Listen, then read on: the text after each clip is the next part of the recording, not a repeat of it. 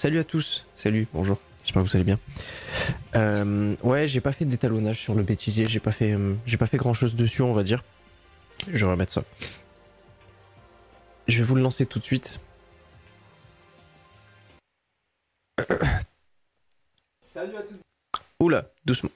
Mais voilà, alors attendez. On est en roue libre. Je vais en profiter d'être en full screen pour pouvoir faire faut que je fasse une expression faciale pour la miniature. Donc par exemple un truc du style. Ou un truc du style. Incroyablement drôle. Oh là là, ce bêtisier. Faut pas trop que je bouge parce qu'on est que en 25 fps. Donc après le motion blur ça casse les couilles avec le tracking. Incroyable. Super drôle. Ok, super, merci. J'ai envie de mourir. Mais ça va énormément me servir et ça va grandement m'aider pour la création de la miniature, vous allez voir. Alors, d'une part, ce court-métrage ATT avec 2 T, réalisé par donc moi, et je crois que il y avait que moi à l'écriture. Je crois que j'ai impliqué absolument personne à l'écriture. Donc il a été réalisé par moi, uniquement moi, ça vient de ma tête, ça sort de ma tête. Après on parlera technique et tout, je vais m'arrêter sur chaque plan, ça va être un petit stream bien sympa, bien technique, bien... Donc je l'ai réalisé, je l'ai écrit, j'ai eu l'idée, ça allait assez rapidement, j'ai trouvé les idées assez rapidement, ça a été fluide et limpide dans mon cerveau, rigolo. Parce qu'en fait, si vous voulez, j'ai vu un bon ami à moi hier, Benoît, qui fait de la 3D. Si vous avez besoin de 3D, pardon, c'est l'homme qu'il vous faut, qui fait de la 3D, qui bosse sur pas mal de trucs en 3D. La dernière fois que j'ai bossé avec lui, c'était sur une petite vidéo sur Instagram pour un client où il avait fait une transition assez sympathique où on arrivait dans le cœur du client et tout. Franchement, c'était vraiment stylé.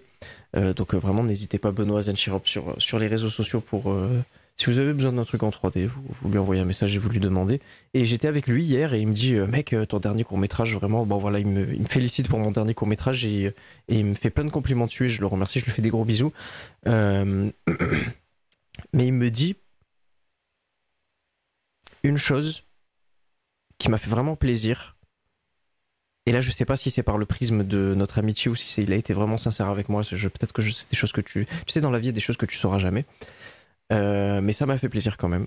Il me dit, on a l'impression que le court-métrage, il y a une petite équipe derrière. Sauf que j'étais tout seul. Voilà la vérité, j'étais tout seul. Et en plus, enfin non, j'étais pas tout seul. Techniquement, j'étais avec Maë, qui m'a aidé, qui a été l'actrice, parce que j'avais besoin d'une actrice ou d'un acteur. Mais du coup, là, sur le coup, j'avais une actrice, donc ça a été une femme dans ce rôle-là. Donc il y avait Maë qui m'aidait, mais le truc c'est que Maë, elle m'aidait avec ses limites sur le côté technique, puisqu'elle ne connaît absolument rien. Et il faut savoir que toute la partie où c'est moi qui suis en face de la caméra, c'est elle qui est derrière la caméra et c'est elle qui gère. Alors, je gère à moitié parce que elle peut pas tout apprendre et elle peut pas avoir mes connaissances en l'espace d'une après-midi. Donc des fois, je me levais de la chaise, je partais derrière, je réglais la caméra, je repartais, etc. C'était bien sympa à faire.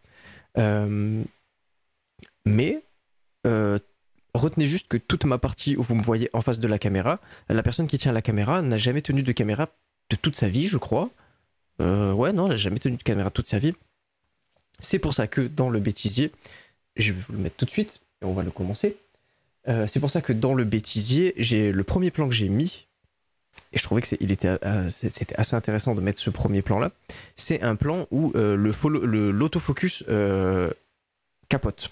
Bon, il capote très rarement sur le Sony A6700 parce que c'est un autofocus incroyable, il est complètement fou cet autofocus.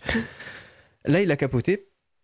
Et je trouvais ça intéressant de mettre sur le premier plan du bêtisier un plan où l'autofocus capote parce que du coup ça pourrait faire comprendre aux gens que la personne qui est derrière la caméra ne peut pas tout gérer, elle n'a pas les connaissances pour gérer avec un follow focus, un objectif manuel, etc. Donc moi j'étais obligé pour le bien du court-métrage et pour que ça aille le plus vite possible, enfin je voulais pas que ça aille le plus vite possible mais je voulais pas que ça prenne des plombes non plus, après j'ai des cartes SD moi à acheter. Je trouvais ça très intéressant de montrer que la caméra était en autofocus. Alors pour le reste des réglages, c'était absolument pas en automatique parce que vraiment pour moi il y a vraiment la limite à tolérer de ce qu'il faut mettre en automatique sur une caméra, c'est vraiment l'autofocus. Le reste, pour moi, n'est jamais en automatique et c'est inconcevable que ce soit en automatique, que ce soit la balance des blancs, que ce soit les ISO, que ce soit le shutter speed ou que ce soit l'ouverture. Pour moi, ça n'existe pas, ça ne se met pas en automatique, du moins pas pendant le tournage d'un court-métrage ou de quoi que ce soit. Si tu veux faire quelque chose de quali. Donc, même, sans vous mentir, même l'autofocus, à quelques fois, déconne un peu et ça m'a fait un peu chier. Mais je pouvais pas faire autrement parce que, bah voilà, je fais avec les moyens du bord, je fais avec l'équipe que j'ai, je fais avec les gens qui me donnent beaucoup de force autour de moi et je les remercie énormément, mais c'est normal qu'ils aient pas les mêmes connaissances que moi. Donc le premier plan, effectivement, c'est un plan où on entend Maë râler parce que ça fait déjà 2 fois que l'autofocus... Salut à tous, j'espère que vous allez bien, je suis content de vous retrouver ce soir pour un nouveau live dans le chat. Ouais, donc là, l'autofocus, il capote.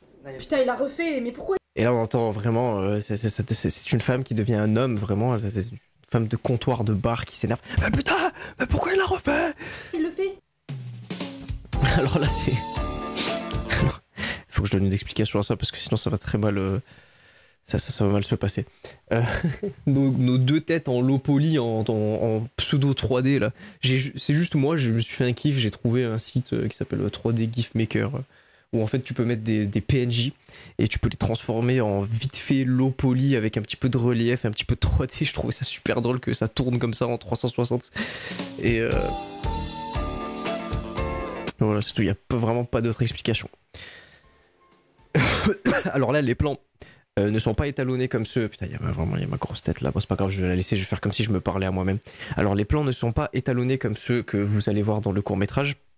Et après on parlera de l'étalonnage et je vous mettrai le court-métrage avec l'étalonnage en question parce que j'aimerais bien parler un petit peu de l'étalonnage parce que vous savez que c'est une partie qui m'intéresse énormément, j'adore l'étalonnage et je sais pas s'il y a des gens qui ont capté l'inspiration de l'étalonnage que j'ai effectué. Alors ça a été plutôt un risque de faire ce type d'étalonnage parce que vous allez voir que c'est pas du tout les mêmes paysages comparé aux références que j'ai pris, mais on en parlera après. Donc pour ce qui est des plans avec des rotations, donc il y a eu beaucoup de plans avec des rotations. C'est directement inspiré de Wes Anderson et de comment il fait ses films.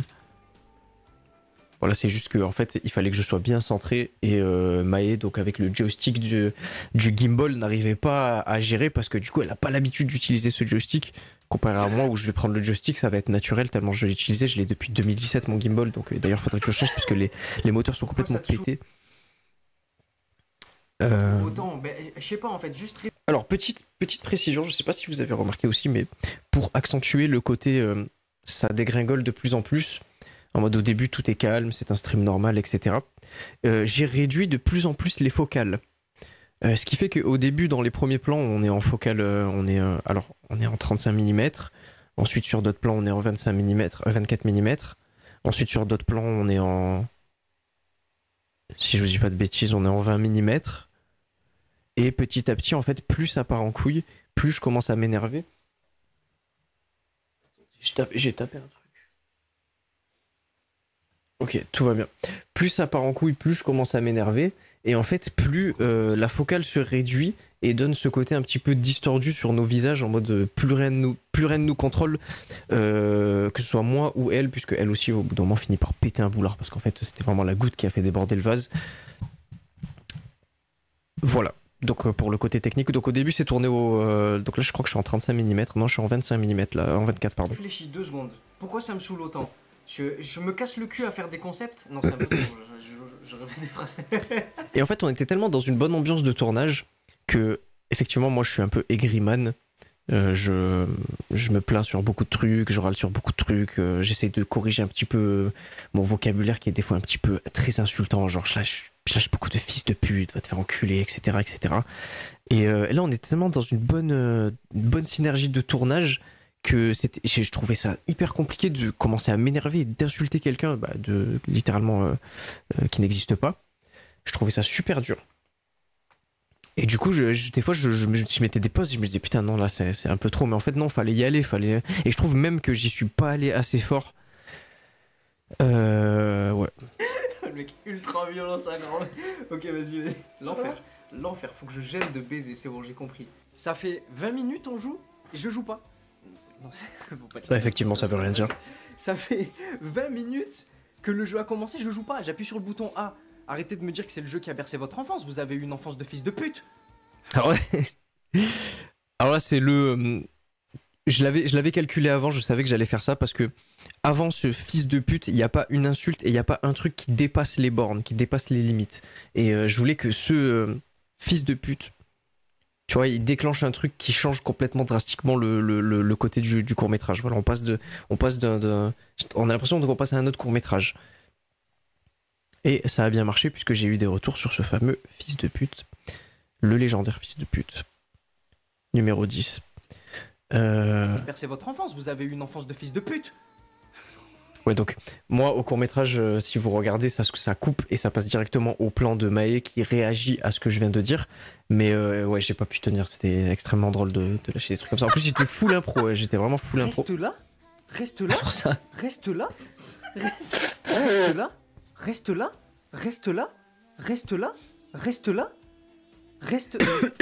Ça, pareil, c'est de la full impro. Quand j'ai fini l'écriture du court-métrage et que je me suis dit, ok, c'est bon, on va commencer à tourner avec Maë, j'ai dit, bon, j'aimerais qu'il y ait un petit peu d'humour. Et d'ailleurs, je trouve, j'ai un gros regret sur ce court-métrage. Enfin, un gros regret, c'est pas un court-métrage de fou, mais j'ai un petit regret sur ce court-métrage, on va dire. C'est que je trouve qu'il n'y a pas assez d'humour. Il n'y a pas assez de trucs qui font rire. C'est un peu bizarre de dire ça comme ça, en mode j'ai l'impression de forcer l'humour. Mais je pense que si je l'avais écrit à deux, ce court-métrage, ou si on aurait été plusieurs à l'écriture, on aurait naturellement trouvé plus de blagues. Parce que là, du coup, on se regardait avec Maë et on se disait, bon, je trouve qu'il n'y a pas assez d'humour, qu'est-ce qu'on va faire, comment on met des blagues. Et Maë me disait, non mais, en fait, force pas l'humour. Je pense que ça va arriver tout seul au tournage, puisqu'on avait déjà prévu qu'il allait avoir des plans où ça allait être improvisé. Et du coup, on s'est dit, ben, dans ces plans d'improvisation, c'est sûr qu'on va trouver des blagues, on va trouver des trucs à dire. Dans l'impro, on va trouver des trucs drôles. Et là, du coup, moi, je joue à peine en fait à Animal Crossing. Ça a été même très dur de corréler les plans parce que je joue à peine. Je m'arrête vraiment à 10 minutes de jeu. Parce que le but, c'était pas de jouer 1 heure à Animal Crossing. Le but, c'était de faire le court-métrage. Mais qu'est-ce que je voulais dire? J'ai perdu mes mots. Tom Nook. Mais oui, donc le seul dialogue que j'ai avec Tom Nook, c'est quand il m'emmène dans le village, il me dit choisis une maison, il y a 4 maisons, et moi en fait, je sais pas pourquoi je retourne en haut, et Tom Nook me dit qu'est-ce que tu fais? Attends, reste là, et je sais pas, je bug sur le reste là, et je fais reste là, en mode moi je dois rester là, moi tu me fais perdre mon temps. Et du coup on a rigolé sur ça, et c'était... Là, reste. Je vois que t'aimes pas du tout le jeu, tu peux arrêter si tu veux. Margot, je suis ta pute en fait. Tu décides. Ça aussi c'était dur à dire. Ça aussi c'était vraiment dur à dire parce qu'en fait je m'imaginais un spectateur regarder un truc plutôt posé, plutôt chill parce qu'en vrai même si ça part un petit peu en couille, ça va, c'est posé, c'est chill, c'est pas gore. Il y a pas de l'action, les caméras ne bougent pas dans tous les sens donc ça se regarde, on va dire de manière assez posée. Même si en termes d'acting ça dégringole de plus en plus, je trouve que en termes de plan et comment ça a été tourné, je trouve que ça se regarde plutôt posé. Et j'imaginais un spectateur en fait qui regarde ça et je trouvais ça extrêmement difficile de regarder ces plans et de les subir avec ce que je disais. Je suis ta pute en fait. Tu décides quand j'arrête pas de... On l'a refait. Oh, je vois que je suis désespéré là. Quand j'arrête pas de... Là, je pose ma main sur mon front, là je suis vraiment désespéré. Là c'est le penseur. Attendez parce que je suis vraiment très bleu, ça me saoule.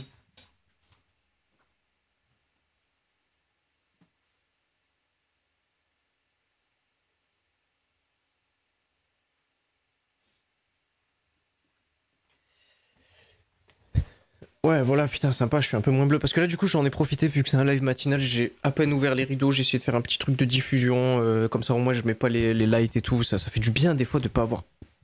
Pardon, excusez-moi. Les lumières sur la gueule. On l'a refait. Oh, je vois que t'aimes pas du tout le jeu, tu peux arrêter si tu veux. T'es chez ta mère. C'est toi qui décides. Et alors là, du coup, il y avait un autre truc encore plus dur. C'est que je regardais le deuxième écran, donc je regardais là, littéralement, Maë était posée là. En fait, je voulais recréer la scène que vous êtes en train de voir. Voilà, la caméra est un tout petit peu plus basse que là actuellement, mais c'est pas grave. Vous avez compris le délire, même décor, même lumière, etc. Et en fait, il y avait la tête à Maë derrière et elle réagissait. En fait, moi, j'étais en full impro et du coup, elle savait pas ce que j'allais dire. Elle pouvait pas se préparer psychologiquement à ce que j'allais dire. Et je voyais sa tête et elle était là. Et des fois, je disais, t'es chez ta mère. Et derrière la caméra, elle regardait la caméra, elle était comme ça. Elle fait...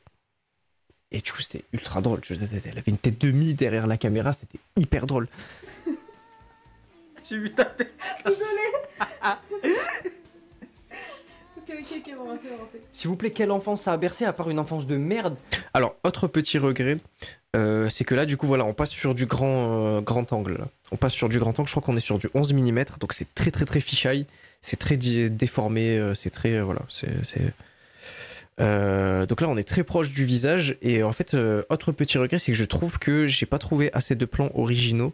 Je veux dire, en fait, là, j'ai l'impression que mon cou prend trop de place dans le plan, en fait. Genre, j'aurais préféré que ce soit plus... Mais là, encore une fois, du coup, c'est... Alors, on va pas utiliser le mot « c'est la faute », parce que c'est quand même un mot assez fort, assez puissant de dire qu'à quelqu'un que c'est de sa faute. On rappelle que c'est Maë qui tient la caméra derrière et que c'est la première fois de sa vie qu'elle tient une caméra sous mes directives. Et que c'est très très très compliqué. C'est comme si là, demain, je t'emmenais à un boulot que tu connais pas et sous mes directives, sous quelques-unes de mes directives, tu dois faire ce que je fais depuis des années. Donc c'est vraiment, faut se mettre dans le truc et faut se dire, putain, le court-métrage a été tourné à moitié, plus de la moitié, par une personne qui n'a jamais tenu de caméra de sa vie. Mais là, du coup, on enchaîne les plans. J'ai pas le temps de tous les regarder, j'ai pas le temps de partir de ma place et d'aller derrière la caméra pour tous les vérifier, donc je fais un petit peu confiance à Maë. Et ça a été un tort un petit peu parce que du coup je trouve que les plans en fisheye, je les aurais plus imaginés côté ma tête. Genre là par exemple j'aurais fait en sorte que ça... qu'il n'y ait pas toute cette partie de cou, parce qu'en plus le fisheye, plus tu te rapproches des côtés, plus c'est distordu.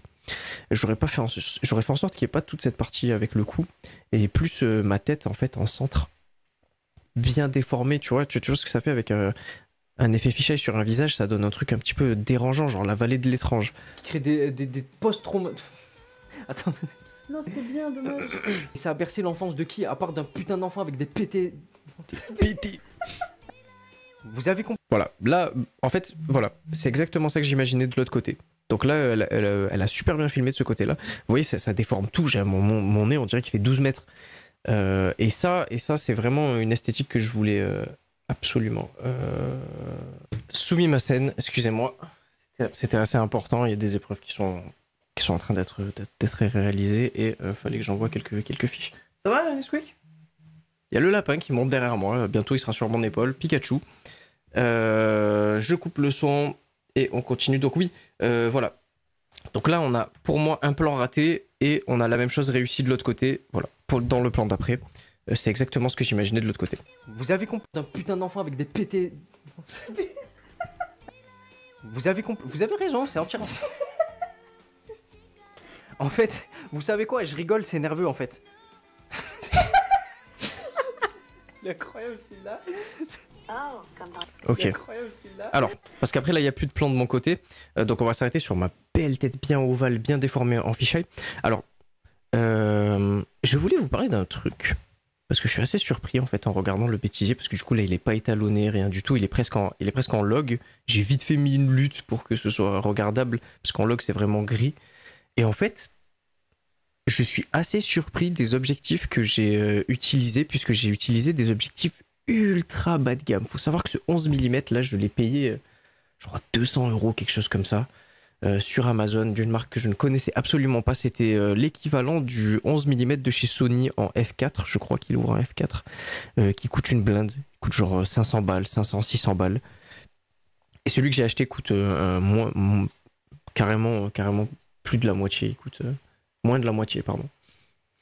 Et je suis assez surpris de la qualité en fait. Il n'y a pas de sharpness, il n'y a pas d'aberration chromatique sur les côtés, et franchement, ça me... Parce qu'en fait, du coup, moi, je peux comparer avec l'audiovisuel d'avant, en 2016, 2017, quand tu prenais des objectifs un petit peu bas de gamme comme ça, il y avait beaucoup d'aberrations chromatiques sur les côtés et tout. C'était... Ce que je veux dire, c'est qu'aujourd'hui, j'ai l'impression qu'il faut avoir un écran OLED calibré de chez Asus ProArt pour se rendre compte de la différence entre un objectif entrée de gamme et un objectif haut de gamme. À part si c'est un objectif anamorphique ou si c'est un objectif cinéma, ça se verra directement.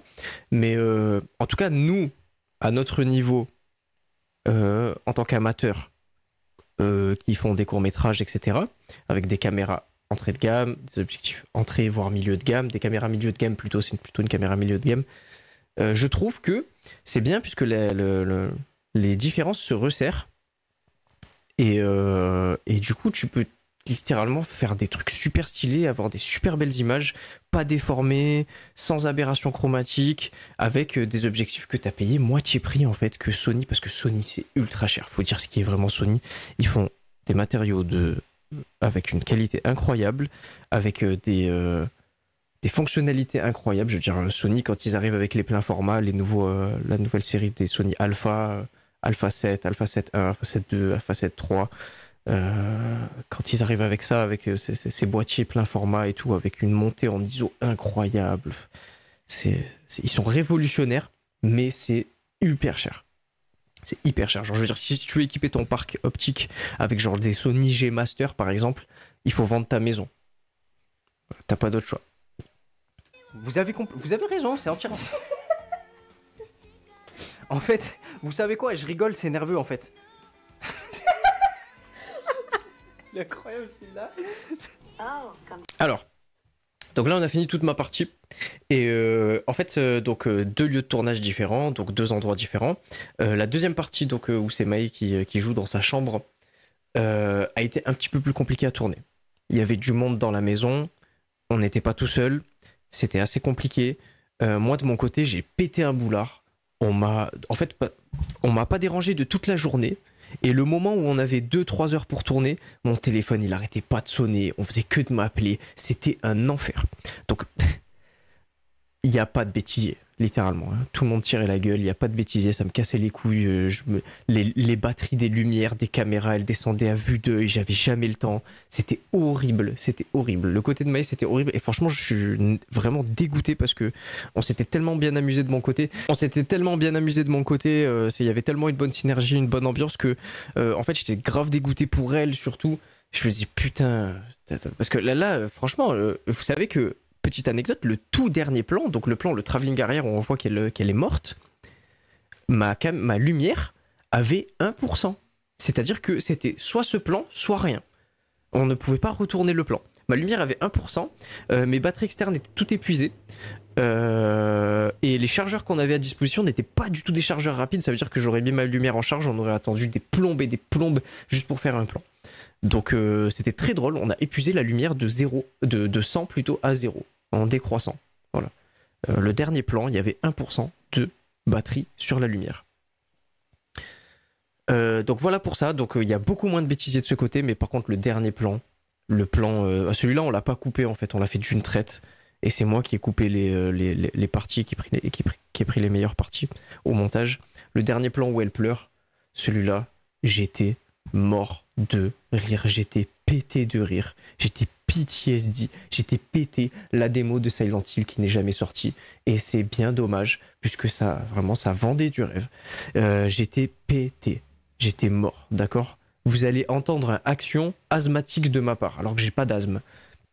C'était incroyable ce plan là. Et alors, avant de lancer le plan, j'aimerais vous expliquer, pour tous ceux qui font des réals et pour tous ceux qui ont des idées de court-métrage, etc., comment vous faites pleurer une personne qui n'est pas un acteur. Parce que déjà, moi j'avais en tête depuis quelques semaines que le dernier plan, la personne qui allait le tourner, donc Maë, je savais pas que c'était elle qui allait le faire à la base, je lui ai proposé après, j'avais en tête déjà de base que la personne allait pleurer. Elle allait pleurer, elle allait péter un plomb, prendre une manette de Super NES et se tuer avec. Ça, je l'avais en tête. Et je me disais, autour de moi, il n'y a aucun acteur, il n'y a que des gens qui m'aiment, qui sont super sympas avec moi, que j'aime aussi, c'est réciproque, et qui sont prêts à m'épauler et à m'aider dans mes projets. Ok, super. Mais comment je vais voir quelqu'un qui n'est pas du tout un acteur, qui a déjà du mal à tourner des plans normaux, etc. Et je lui dis, écoute, il va falloir que tu simules des larmes. Littéralement, il va falloir que tu pleures. En sanglots en plus. Oui, que tu pleures, que tu pètes un plomb. La personne va me regarder, elle va me dire, mais c'est pas possible, je peux pas pleurer, ça c'est pas comme ça, je peux pas, même, je suis sûr que même des acteurs galèrent à pleurer, vraiment, j'en suis sûr. Alors j'ai trouvé une technique que je vais vous partager, une technique exclusive. Ça ne fonctionne que pour les personnes qui ont énormément d'empathie pour les animaux, d'accord?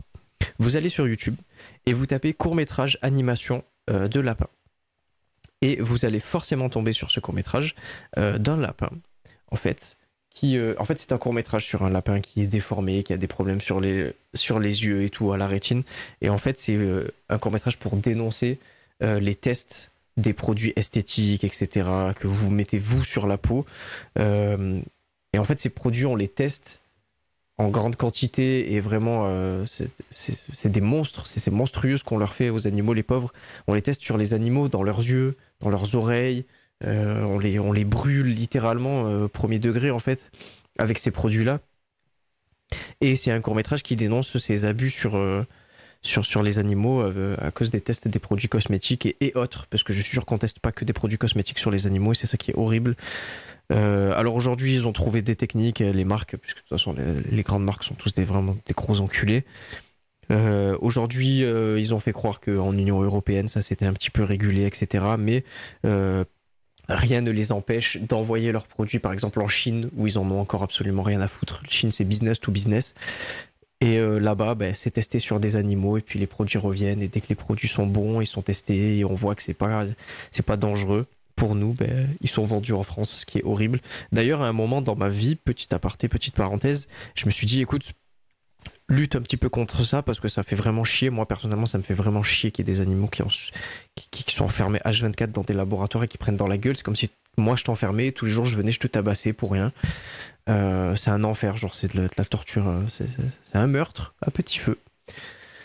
Et je me suis dit, écoute, je vais essayer de lutter un petit peu contre ça en fonction de ce que je consomme. Et c'est littéralement presque impossible de trouver des produits où c'est écrit noir sur blanc que ce n'est pas testé sur des animaux. C'est littéralement impossible. C'est une lutte impossible. Ce n'est jamais marqué. Quand tu cherches pour des marques, il y a des sites qui te disent oui, c'est testé, puis d'autres qui te contredisent. Tu sais jamais comment jauger le truc. Enfin, c'est un enfer. Si des gens dans les commentaires ont une idée de comment être sûr et certain d'une marque, de savoir si elle s'est vraiment pas testée sur des animaux, allez, je vais tester des produits sur toi si tu m'énerves là, tu continues. Vous l'avez pas, mais il fait que de m'emmerder par terre. Là. Si quelqu'un a une idée de comment déceler une marque qui ne teste vraiment pas ses produits sur les animaux et qui est vraiment claire, limpide sur ça, je veux bien dans les commentaires que vous me disiez, parce que du coup j'ai fini par abandonner, c'est triste à dire, mais j'ai fini par abandonner le combat, puisqu'en vrai c'est un enfer, c'est impossible à trouver. Donc je reviens sur ma petite technique pour faire pleurer des gens qui ne sont pas des acteurs, et vous avez quand même besoin de quelqu'un qui pleure dans votre court-métrage. Vous mettez ce court-métrage et vous laissez les choses faire. Ça vient naturellement. Là, je vous ai mis le plan sans coupure. Vous allez voir, c'est hyper rapide. Dans les films. Très bien. Donc, je m'appelle Ralph. Je suis un lapin. Voilà, vous cherchez court-métrage Ralph Lapin, vous allez le trouver directement. Comme vous pouvez le voir, je suis aveugle de l'œil droit. Donc on m'a rasé la fourrure et j'ai des brûlures chimiques sur tout le dos. Ça pique un peu. Mais bon, c'est pas si terrible. Ça fait vraiment mal que quand je respire ou je bouge, quoi. Voilà, donc là, on est à 20 secondes de court-métrage, il y a des larmes. Il y a déjà des larmes, donc c'est impeccable. Après, c'est une question de timing et de rapidité. C'est comme les jeux un petit peu comme Ozu, Géométrie Dash. Il faut savoir au bon moment à quel moment enlever le téléphone. Et là, je vous le mettrai en slow motion, ne vous inquiétez pas, je vous le mettrai plusieurs fois pour vous montrer. Il faut savoir à quel est le bon moment pour shipper le téléphone et commencer le plan. On va voir ça tout de suite. Donc là, il y a les premières larmes qui tombent. Bon, je suis pété de rire, hein. Je suis mort de rire, j'arrive pas à tenir. Mais bon, en fin de compte, c'est pas grave. Il faut continuer. Faut pas s'arrêter aux premières larmes. Ça, c'est une erreur de débutant. On s'arrête pas aux premières larmes parce que les premières larmes peuvent... c'est pas forcément parce qu'il y a une première larme que ça va en entraîner d'autres. Il faut un torrent de larmes. Non, pas vrai. Donc on continue. Ils sont bien supérieurs à nous, les animaux. Ils ont même été Ouais, non, là ça craque. Là ça craque. Là on n'en peut plus, ça craque. Grosse empathie pour les animaux. C'est... dans l'espace. Vous avez déjà vu un lapin dans une fusée? Je crois pas, non? Voilà, ok. Là, je sens que c'est bon. Il y a mon bras qui dépasse là comme ça. J'enlève le téléphone et c'est parti, action. Et là, en fait, le but, c'est vraiment c'est un travail sur le long terme. C'est pas parce qu'on a enlevé le court-métrage de cette personne que le court-métrage tourne pas encore dans sa tête. En plus, elle a pas la fin de la vidéo, elle a pas la fin du court-métrage, donc son imagination va travailler et elle va se dire, mais ce pauvre lapin, qu'est-ce qui lui arrive, le pauvre? Non, en vrai, je rigole de la technique que j'ai usée parce que je me suis dit, en fait, j'ai eu l'idée de cette technique quelques semaines avant le tournage. Je me suis dit, comment je vais réussir à faire pleurer quelqu'un qui n'est pas un acteur et tout. C'est trop difficile, même moi, si on me demande. De toute façon, moi, je suis pas acteur non plus. Jamais de la vie, je pourrais réussir à pleurer comme ça sur commande. Même si on me laisse tout seul dans une pièce et qu'on me donne 10-15 minutes, je n'y arriverai pas. Et je sais pas pourquoi c'est venu comme un éclair. Genre, ting. Voilà, ce court-métrage. Ce court-métrage est fait pour faire pleurer les acteurs. Ah ouais, je suis pété de rire. Je te bouge, on y va là. Action. Donc là, on a le premier action. Un petit peu timide, un petit peu genre, il faut que je me retienne. Parce qu'on ne pourra pas faire le plan plein de fois. Parce que comme je vous le dis, là, on commence à peine à rigoler, là. De tout le début du tournage, on commence à peine à rigoler et commence à peine à avoir une bonne ambiance. Parce que vraiment, c'était l'enfer avant. C'était l'enfer. Je sais plus ce que je dois dire.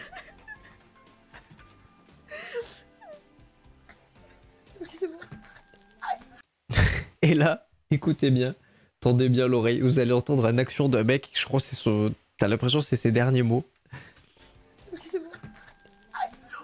Action. Ah, j'en pouvais plus. Si j'avais, non je sais pas. Bon, on va dire si j'avais, on s'en fout. Si j'avais pu mettre une GoPro qui filme ma sale gueule de l'autre côté, ça aurait été un deuxième court-métrage en lui-même. Je crois que tu n'aimes pas du tout le jeu. Et là, on voit pas trop. Je suis assez déçu. Je me suis foiré dans l'éclairage. Je sais pas ce que j'ai fait. Mais même étalonné, on voit pas trop ses larmes. Et pourtant, il y en a plein. Il y a plein de larmes. Mais j'ai même étalonné. Je me suis dit, mais putain, mais attends, mais on voit même pas qu'elle pleure. Qu'est-ce que c'est que ce bordel? Et je crois que je me suis foiré sur l'éclairage.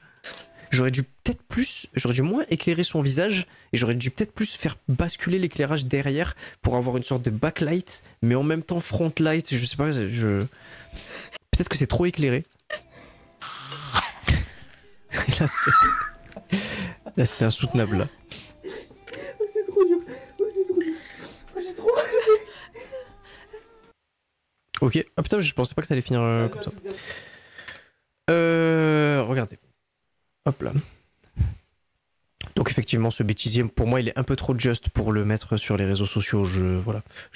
Ça me fait plaisir de profiter du bêtisier et de l'utiliser pour faire cette petite vidéo et faire un petit débrief de comment ça s'est passé, etc. Mais je le trouve un peu trop just pour le mettre. Je le trouve pas assez fou. Surtout la partie de Maë, en fait, ça me peine un peu parce que vraiment l'ambiance était vraiment pas folle. Au tournage, j'essayais de garder mon calme, mais je vous jure, je commençais à enregistrer.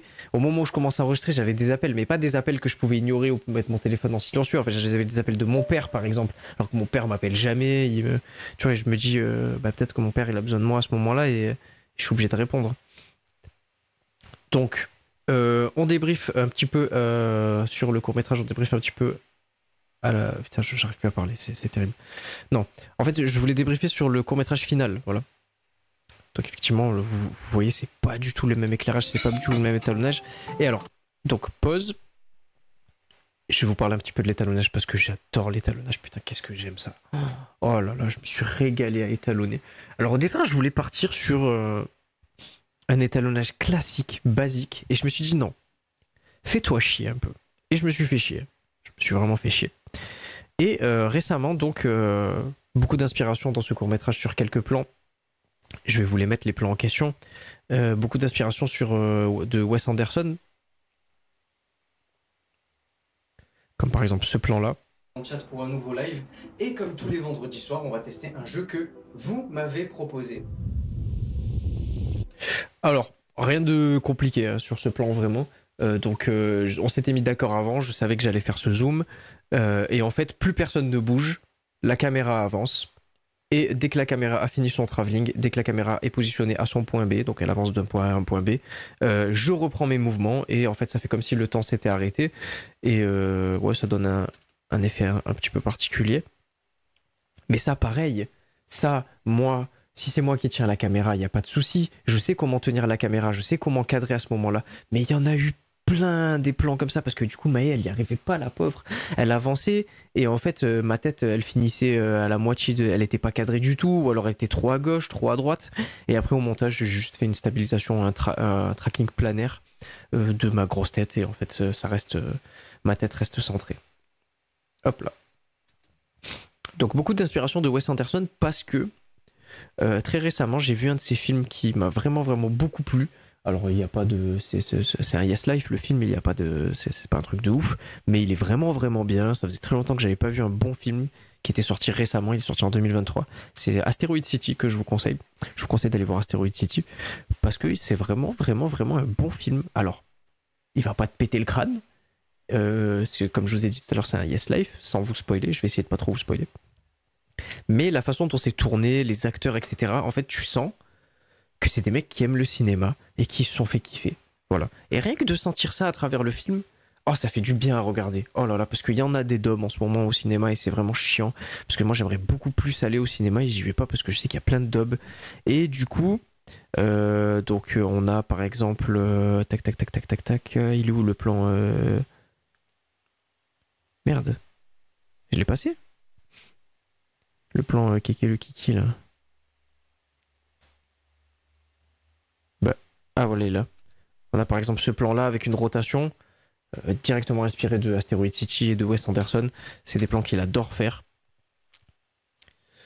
On a... Tac, tac, tac, quand elle revient... En fait, je crois qu'on a le même... Voilà. En fait, les deux sont collés. Donc là, elle se barre. Moi, je vais dire Kéké le Kiki. Voilà, tac. Oh, trop bien, il a choisi mon jeu. Kéké le Kiki, qui fait référence par exemple. Et bah, du coup, logiquement, je vais essayer de faire un arrêt sur image plutôt correct. Logiquement, qu'est-ce que j'ai adoré, qu'est-ce que j'ai surkiffé dans Asteroid City? La colorimétrie que j'ai trouvée incroyable. Elle est magnifique. C'est une colorimétrie de malade. Elle est vraiment magnifique. Et du coup, j'ai essayé de recréer la colorimétrie du film Asteroid City. Sauf que, comme je vous disais en début de live, très gros risque, parce que c'est pas du tout les mêmes paysages. Et du coup, c'est pas du tout les mêmes couleurs. C'est pas du tout les mêmes palettes de couleurs. Parce que dans Asteroid City, c'est beaucoup de désert, beaucoup de grands espaces. Et du coup, un désert, c'est une couleur unie ou presque unie avec des dégradés, mais de la même couleur. Tu vois, par exemple, un désert, c'est orange avec des dégradés de orange plus clair et de orange plus foncé. Donc, c'est pas compliqué de faire ressortir les couleurs, par exemple, des personnages si on les habille avec des couleurs très flashy. Genre, si on habille quelqu'un avec une couleur violette, dans un désert, ça va se voir, ça va se... Vous voyez le truc, genre, ça va... Bam, tu ne vas regarder plus que elle. Ça va être comme un point rouge dans un cercle bleu. Tu vas voir que ça. Et là, du coup, ça a été très compliqué de faire cette colorimétrie, de me baser sur cette colorimétrie, de m'inspirer de cette colorimétrie, parce que c'est pas du tout les mêmes paysages. Et là, on est sur des appartements où il y a énormément de couleurs. C'est pas minimaliste du tout en termes de couleurs, en termes de... Et du coup, c'est très compliqué. Très compliqué parce que dans le film d'Asteroid City, donc on a beaucoup de couleurs minimalistes, beaucoup de couleurs unies. On a la couleur unie du désert, on a la couleur unie du ciel. À part les nuages, le ciel il est bleu. Et du coup, tu vas pouvoir faire des masques sur le ciel à l'étalonnage. Et si tu veux le rendre un peu plus cyan, si tu veux que ça tire un petit peu plus dans le cyan, dans le vert, comme Asteroid City, c'est hyper simple. Sauf que là, il n'y a pas un pet de ciel. Moi, ce que j'ai fait ressortir plus dans le cyan, dans le vert, bah, du coup, c'est les murs blancs. Et là, le peu de ciel qu'il y a, mais du côté de Mahé, en fait, les plans où il y a Mahé, il n'y a pas un pet de ciel, en fait. Et du coup, j'ai pris le risque de faire ressortir le blanc des murs un peu cyan, violet. Vert, pardon. Que je vous dis pas de bêtises. Donc c'était très compliqué de faire cet étalonnage et en fait pour moi je l'ai plus vu comme un exercice parce qu'il y avait pas le paysage n'était pas du tout propice à faire cet étalonnage et je l'ai vu comme un exercice. Je me suis dit je vais quand même essayer de faire un étalonnage dans ce style là très décontrasté avec de base il est censé y avoir des couleurs minimalistes pour qu'elles ressortent le plus possible, ce qui n'est pas le cas. Du coup c'est un entraînement et peut-être que cet étalonnage reviendra beaucoup plus évolué de mon côté quand j'aurai le paysage adéquat et les idées, etc. Puisque de toute façon l'étalonnage, faut que ce soit un tout. L'étalonnage, faut que ça marche avec les idées, avec le scénario, avec les plans, etc. Mais ça va, je suis assez fier. C'est peut-être pas l'étalonnage le plus approprié pour ce court métrage, mais ça va, je suis assez content de l'étalonnage. Je suis assez content de l'étalonnage. Quoi d'autre, je regarde, mais sinon après non, c'est vraiment assez simple, hein. Et puis non, mais en fait moi sans vous mentir, j'ai lancé ce live parce que ça m'a fait. Attendez, je vais mettre en plein écran et je vais vous mettre une petite musique de fond. J'ai lancé ce live parce que ça m'a fait hyper plaisir ce qu'on m'a dit hier. Quand on m'a dit, j'ai l'impression que c'était une équipe qui avait. Alors, on m'a pas parlé d'une équipe de 50 personnes, bien évidemment, mais une petite équipe de 3-4. Et le truc, c'est que le court-métrage a tellement été fait je dirais pas à l'arrache, parce que il a pas été fait à l'arrache, c'est pas vrai, on avait le temps dans les tournages. Le seul truc qui nous niquait le temps, c'était les batteries. Et à part les batteries, on avait le temps de réfléchir, de refaire les plans encore et encore. Qu'est-ce que je voulais dire ? Mais oui, à part ça, il a pas été fait à l'arrache du tout, mais il a été fait, on va dire, avec les moyens du bord. Je suis pas tant sociable que ça, je connais pas tant de monde que ça, je peux pas appeler quelqu'un. En fait, je veux dire, mon cercle social du premier degré, et même du deuxième et même du troisième degré, il est hyper restreint. J'ai pas beaucoup de monde à appeler, je connais pas beaucoup de monde, y a pas beaucoup de monde qui pourrait m'aider, qui pourrait faire acteur. Déjà, faut se sentir d'être devant la caméra, donc déjà t'élimines toutes les personnes qui se sentent pas devant la caméra. Si de base déjà y en a pas beaucoup des gens, bah t'élimines 80% des gens. Et puis voilà, on a fait avec les moyens du bord et là je suis en train de bosser sur un deuxième court-métrage. Et ça va être vraiment bien. Ça va être vraiment vraiment cool. Donc voilà. C'était un petit court-métrage bien sympa. 5 minutes. C'est pas grand-chose. Mais c'était voulu qu'on prenne un petit peu plus de temps dans les dialogues, etc. Que l'intrigue se mette en place assez lentement. Je voulais que ce soit comme ça. Alors, dans cette lenteur d'intrigue, dans cette lenteur de mise en place d'intrigue, d'introduction de court-métrage, j'aurais quand même aimé qu'il y ait un peu plus d'humour. Voilà, j'ai pas trouvé de blagues, j'ai pas trouvé de trucs à dire, de trucs à faire, et ça m'a un petit peu fané, parce que je trouvais que du coup c'était juste une mise en place simple, et ça m'a un peu fané. Je me suis dit putain, j'aurais pu claquer 2-3 blagues si on aurait écrit le scénario, si j'aurais pas écrit le scénario tout seul, si on aurait été dans un délire avec quelqu'un et qu'on aurait rigolé sur 2-3 trucs, ben j'aurais pu claquer 2-3 blagues et en fait ce serait passé plus facilement. Voilà, la pilule serait passée plus facilement et l'introduction serait passée plus rapidement, moins lentement. Et c'est vrai que peut-être là je m'imagine à la place de certaines personnes et qui regardent le scénario et qui regardent le court-métrage plutôt et qui se disent bon, c'est un peu lent et en plus il se passe rien. Ça me fane un petit peu, je vais pas vous mentir. Mais bon, c'est des choses qui seront corrigées dans les prochains courts-métrages. Et de toute façon, il n'y a pas de court-métrage parfait. Et à chaque fois, on récupère les erreurs qu'on a fait sur les anciens courts-métrages. Même si le court-métrage d'après n'a rien à voir, on essaie de ne pas faire les mêmes erreurs. Et c'est ce que je veux pouvoir vous proposer. Puis je vous fais des gros bisous. Je vous souhaite une super bonne journée, puisqu'on est en début de matinée. Donc la journée ne fait que commencer. Et je vous dis à plus tard. Dans le bus magique de Toto.